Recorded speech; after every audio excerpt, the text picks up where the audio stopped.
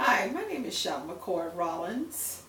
Um, Glad to be with you all today. I want to talk a little bit about my family and my family's history and how I was able to research my family heritage through genealogical research that has taken over 20 plus years. But I was so happy and relieved to finally get the missing puzzle put together, which was actually this past week, actually last week, and regarding the documentation, the DNA test results. Some I knew, and the other part I was a little bit surprised. I was not expecting to see Italian on the family line. I was aware of the Scandinavian and the French and the German because of the slave history and the rape of the African women. That's what I was finding out mainly.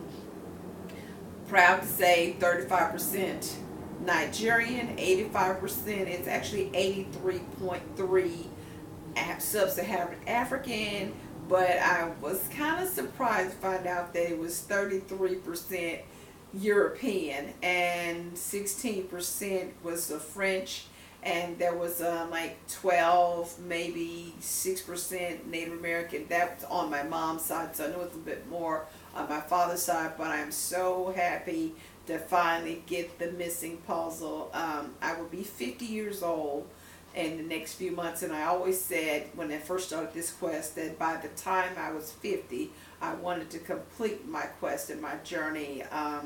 So, like I said, this is for my ancestors, both known and unknown, because I know some of them made a lot of sacrifices on that journey. And the ones that were already here, they suffered and went through so much to make me who I am today. And this is for them, the denial of one's identity, even on paper, what they refer to as paper genocide.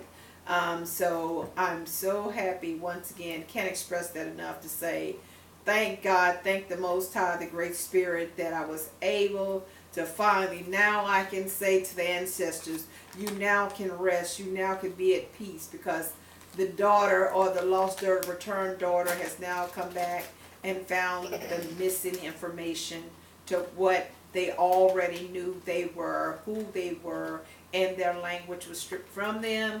And I wanted to restore that. I am restored it. And now that I know where all these tribes lie, the nations, the Cherokee, the Chickasaw, the Choctaw, all three of which I am a part of, I am so grateful and so blessed to be a part of those nations. And, again, this is for them. And I'm hoping to those who are beginning to start looking for their ancestors, if you don't know the answer, what you can do is find the oldest member of your family, if they're still alive, like a grandmother or an aunt or a great aunt, or somebody that kept the stories. In the African traditions, they refer to them as the griots. The griots were the story keepers or the storytellers that kept the information of the particular family.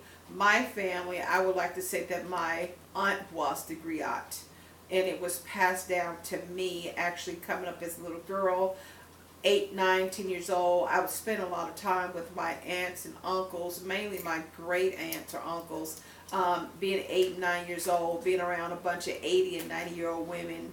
And I can remember a time when my grandmother would ask me if I remembered the stories that they would sit on the front porch and tell. And I was named the human tape recorder when I was 8 years old. And I can remember a conversation my grandmother was having with her sisters, and she was always saying how proud she was to have a walking tape recorder. So they would ask me, daughter, did you get that? And they would say, repeat what I just told you.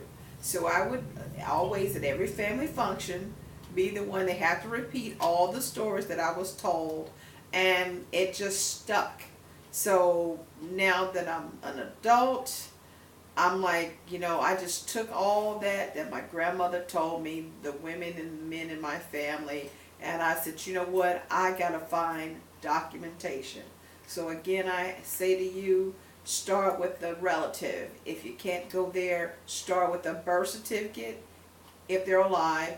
If they're deceased, You can go to Vital Records, Statistica and Data and Vital Records, and you can ask for or a purchase a death certificate. I think it's about like $15, so I was able to do that.